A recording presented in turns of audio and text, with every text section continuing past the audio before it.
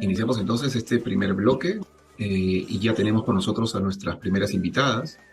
Están aquí en Habla Perú Habla, en este programa dedicado a los peruanos frente a la migración.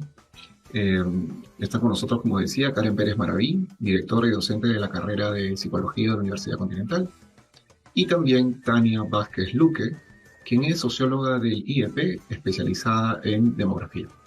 Entonces, con ellas, hablantes, empezamos con la conversación. Muy bienvenidas a Habla Perú Habla. Como ustedes saben, este es un programa que se esfuerza por reflexionar sobre aquellos problemas que están relacionados con la peruanidad, y uno de ellos tiene que ver con la migración tanto interna como externa. Desde los años 40 del siglo pasado, Lima ha sido un espacio atractivo para la migración interna, pero hace unos 35 o 40 años los peruanos se han ido a Italia, a Argentina, a Venezuela, a distintos países, algunos en este continente y otros en otros continentes. Tania, en tus investigaciones y en tu búsqueda de verdad sobre este tema, ¿cuáles son las motivaciones principales que llevan a los peruanos a salir de nuestro país? Claro, bueno, hay una literatura importante al respecto, pero en diferentes momentos han sido diferentes motivos, ¿no? Pero digamos que el preponderante siempre ha sido el de una migración económica laboral, la necesidad de buscar, como sabemos, no solamente por la experiencia de nuestra sociedad, sino también por nuestros vínculos, la necesidad de buscar completar la necesidad de trabajo, los recursos para garantizar la sobrevivencia de los hogares y también otras cosas, ¿no? También hay motivaciones que tienen que ver con la necesidad, por ejemplo, de salir de espacios o relaciones opresoras también la necesidad de a veces superar escenarios sociales en que la movilidad social es muy difícil o puede ser trunca a pesar de haber conseguido un nivel educativo importante, ¿no? Hay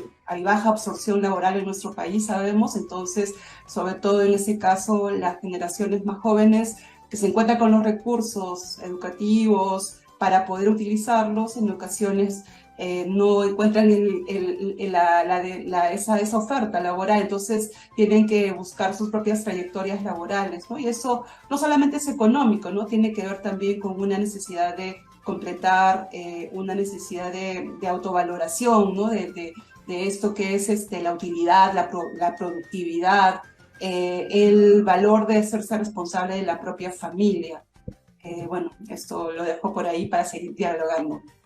Sí, es Tania, ¿no? Hay muchos componentes en el plano económico, social, pero también tenemos como invitada a Karen. Karen es decana de la carrera de psicología y quisiéramos también que ella nos comente su perspectiva desde el lado psicológico de la migración. Entendemos, claro, que la migración es dejar algo, llegar a un lugar diferente, encontrarse con gente diferente, con ideales, con nuevos proyectos, pero también con nuevas adversidades, oportunidades, y también hay un tema de desarraigarse. Entonces, seguramente desde el lado de las ciencias psicológicas hay una comprensión y un aporte a este fenómeno de la migración. Cuéntanos, Karen, tu perspectiva desde la psicología. Muchísimas gracias, Humberto, y a todos por darme la oportunidad de compartir esta mesa con ustedes. De hecho, efectivamente, ¿no? Existen motivaciones desde tipo cognitivas hasta motivacionales, ¿no? Que impulsan a una persona a tomar la decisión de salir de su contexto cultural. De hecho, a veces creemos que la desesperación o la desesperanza que encuentran en su zona, en su lugar de origen, impulsa a una oportunidad, una luz para generar nuevos espacios y una búsqueda de oportunidades que muchas veces no encuentran las personas en su lugar, ya sea por factores económicos, laborales, familiares. Entonces, la migración incluso muchas veces se ha dado últimamente por la misma situación de emergencia sanitaria. Muchas personas se han quedado fuera de sus países de origen por esta situación del distanciamiento social, el problema de la pandemia, y han experimentado definitivamente problemas que han surgido a nivel de la separación forzada que muchas veces han tenido que tener con sus familias, ¿no? Las experiencias no han sido las mejores, entonces existen razones y motivaciones personales, sobre todo conllevadas por factores o razones emocionales propiamente del individuo. Karen, yo quería continuar contigo para profundizar este asunto emocional, ¿no? Digamos que la pauta de la migración de hace algunas décadas tenía un componente, del, del dreamer, ¿no? De esa tonadilla del Mago de Oz, ¿no? Del Somewhere Over the Rainbow, ¿no? Digamos, idealizando el norte global, de sur a norte, la frustración, como tú decías, en alguno de estos componentes que señalabas, pero digamos, de un tiempo a esta parte, mucho más cerca ya a la actualidad, la migración se ha convertido en un fenómeno polivalente, ¿no? Con una serie de cruces y yo diría con un protagonismo bastante particular en el siglo XXI, ¿no? Digamos, no se puede entender este siglo sin el fenómeno migratorio. Si tú tuvieras que situar algunas emociones,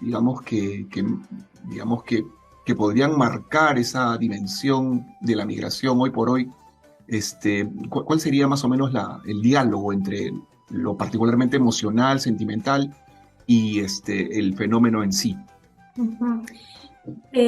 Algunas investigaciones, así como también la práctica clínica, ¿no? Trabajando con muchas personas que han atravesado la experiencia de la migración, la angustia, ¿no? La desesperanza,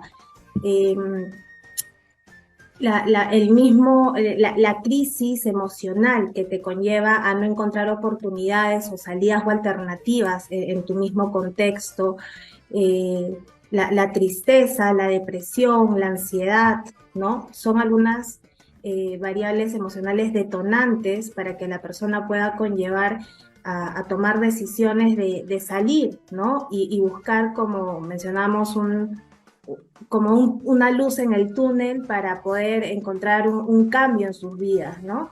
Que definitivamente a veces no se mide, ¿no? Todo lo que implica, ¿no? Y todas las consecuencias que esto puede acarrear en una decisión como ella, por ejemplo. Tania, querida, quería conversar contigo sobre algunas cuestiones relacionadas con la cultura.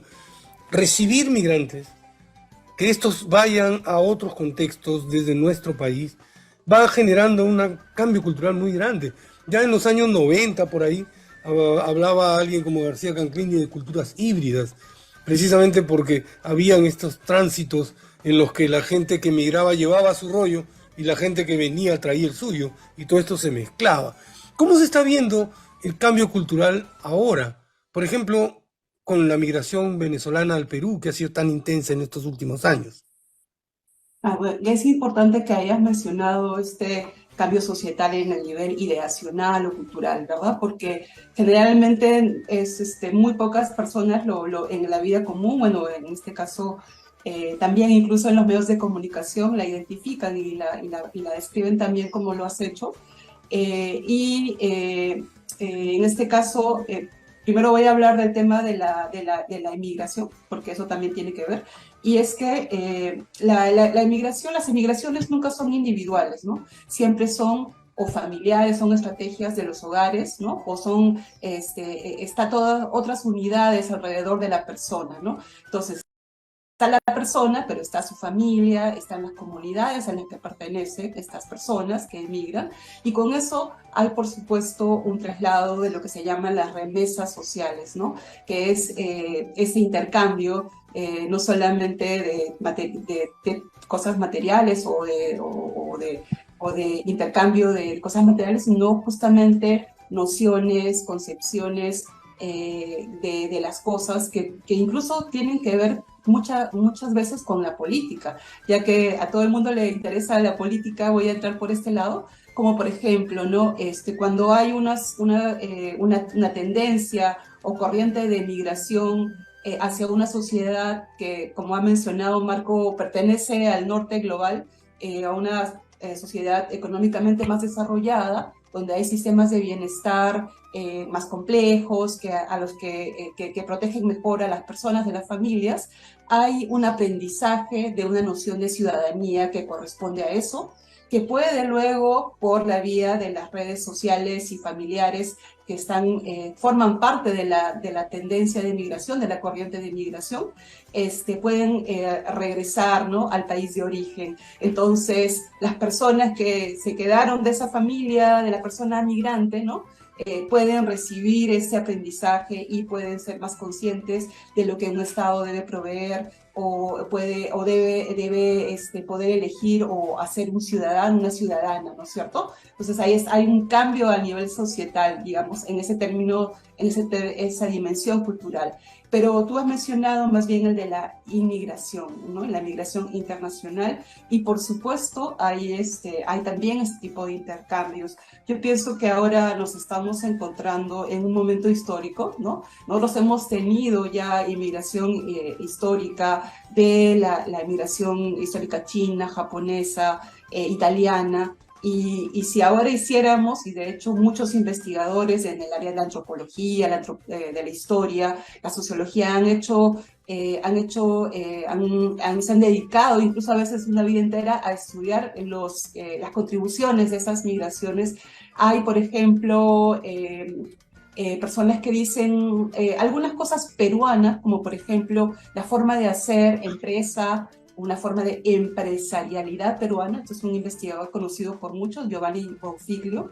Dice que la empresarialidad peruana tiene un origen italiano, ¿no?, una cultura de la empresa italiana.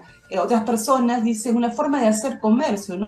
Con la inmigración china trae una forma de hacer comercio y de elegir poblaciones en las que se va a hacer este comercio más pequeño, ¿no? Además hay que pensar una cosa que es bien interesante, es que generalmente las corrientes de inmigración se ubican en las ciudades, ¿no? O sea, primero van al segmento urbano de una sociedad, y eso significa que esas ciudades se convierten en un objeto societal distinto, una sociedad que tiene intercambios más fluidos, de comunicación, se hablan en distintos lenguajes, ¿no es cierto? Se presentan comidas distintas, sabores distintos, las personas interactúan de otra forma. Entonces, eso también quiere decir que transforma las ciudades, las engrandece, las complejiza, ¿verdad? No vamos a podernos hablar de otras formas en que se complejizan las ciudades, pero por ejemplo está la ubicación espacial en una ciudad, ¿no? ¿Dónde se ubican las personas? ¿Qué barrios? Porque hay siempre una segmentación. ¿Qué barrios pueblan las personas? Son como que nuevas plataformas para el cambio social y cultural. Y eso está pasando en el caso, por ejemplo, de la población inmigrante, refugiada venezolana. Sí, Humberto, perdón. Sí, realmente importante lo que nos vas planteando, porque finalmente se va planteando este fenómeno migratorio como algo universal, muy sustantivo del ser humano, ¿no? Y si uno mira la historia, digamos, la humanidad no hubiera desarrollado si no fuera por la migración. Solamente que más bien de un tiempo a esta parte, especialmente creo que con el tema de los estados nacionales, y por intereses más de grupos, se va como limitando y controlando la migración, se va haciendo un problema la migración. Entonces, pero la migración pareciera que es el mecanismo de integración de las sociedades, de construcción de la propia sociedad, de la propia humanidad. Entonces yo quisiera terminar con una pregunta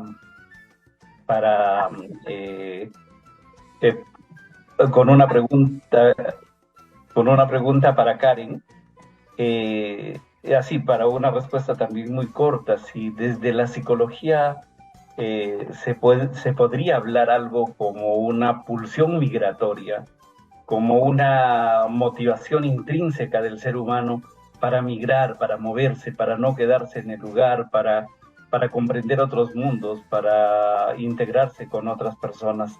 ¿Hay algo de eso? Y de repente así algo muy corto, porque ya estamos al filo del cierre de este bloque. Sí, perfecto, Humberto. De hecho, existen ambos factores, ¿no? Tanto endógenos en la persona, motivaciones intrínsecas, tal como las has mencionado, lo que impulsa a esa búsqueda de trasladarse a una nueva cultura, a una nueva búsqueda de oportunidades laborales, a una búsqueda de mejor crecimiento económico para sí mismo, para su familia, pero también hay factores exógenos, ¿no? Como justamente el desarrollo de los mismos países, la mayor estabilidad que podemos encontrar en otros sectores, en otras sociedades, ¿no? La apertura y las oportunidades que muchas veces se generan o se visualiza. Entonces, considero que son múltiples factores, no podemos decir que únicamente depende de una situación personal, sino también hay otros factores sociales, políticos, económicos que van a influir en una decisión migratoria. Bien, muchas gracias. Bien, agradecemos a nuestras invitadas, nos han dado un panorama importante de este fenómeno migratorio y creo que es la base un poco también de la construcción de nuestra identidad y de la peruanidad.